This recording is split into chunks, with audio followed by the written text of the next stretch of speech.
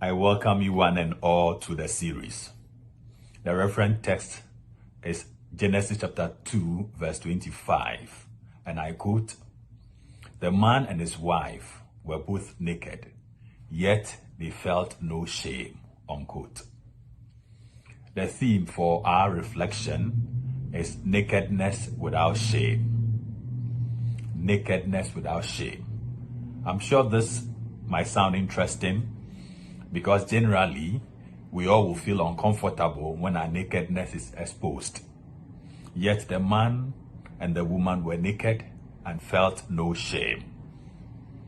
So why did they feel no shame?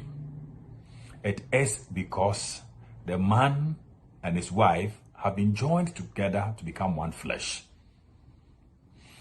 It is beautiful to acknowledge and appreciate the order of things as God himself intended it to be. When the first couple became one flesh, they could now share with each other the gift of their bodies.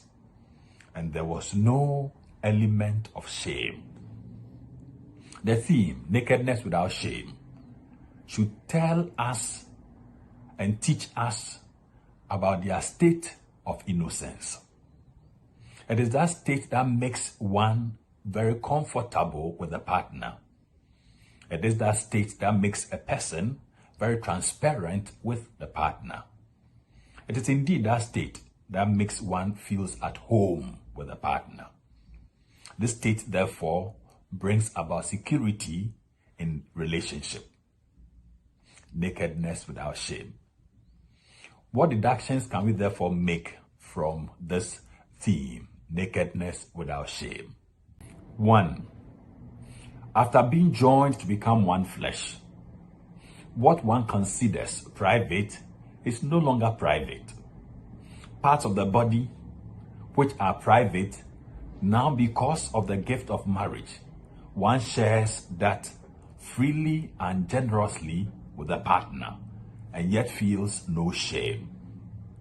This should once again remind us all about the unique gift that marriage brings, which is the sharing with one another, the gift of the self.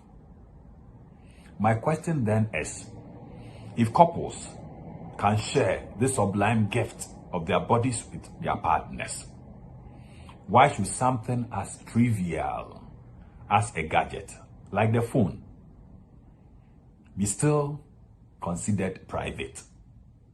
Let's think about it.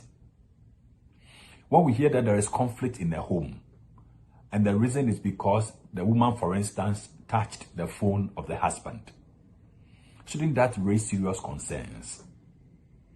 When one can share the gift of the body with a partner, why should something as trivial as the phone be a source of conflict? Why can't they share? Am I by this encouraging unnecessary curiosity? No. 2. Nakedness without shame should lead to a deeper truth about the dignity of marriage. The physical disclosure must help couples experience the psychological, emotional, and spiritual connections. Once they are yoked together physically, they must also be yoked together psychologically, emotionally, and spiritually. If there is nakedness without shame physically, couples must be able to naked themselves, as it were, psychologically, emotionally, and also spiritually before their partners and not feel ashamed. Couples must not feel ashamed to share their worries, their anxieties, the problems that confront them with their partners. They should not feel that they will be judged by their partners. They should open up and share because it's critical for their own health and their own sanity. Talking, they say, is therapeutic. And when one talks with a partner, one experiences healing. One experiences relief. 3, the state of nakedness without shame is a state of transparency and openness. Once we begin to hide, it is a sign of the loss of innocence. When couples begin to hide things from their partners, it is an eloquent sign or testimony that innocence is being lost. Chapter 3 of the book of Genesis, verse 7, attests to this fact.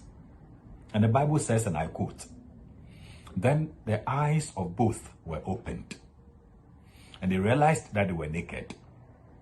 So they sewed fig leaves together and made loincloths for themselves," unquote. Were they not the same people who were naked and felt no shame?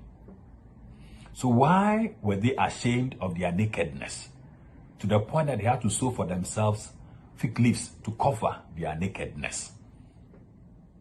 Were they not alone by themselves? So what was their problem? Someone may ask. It is the loss of innocence. Once innocence is gone, we begin to hide. So when couples begin to hide things from one another, they should know that they are losing their sense of innocence.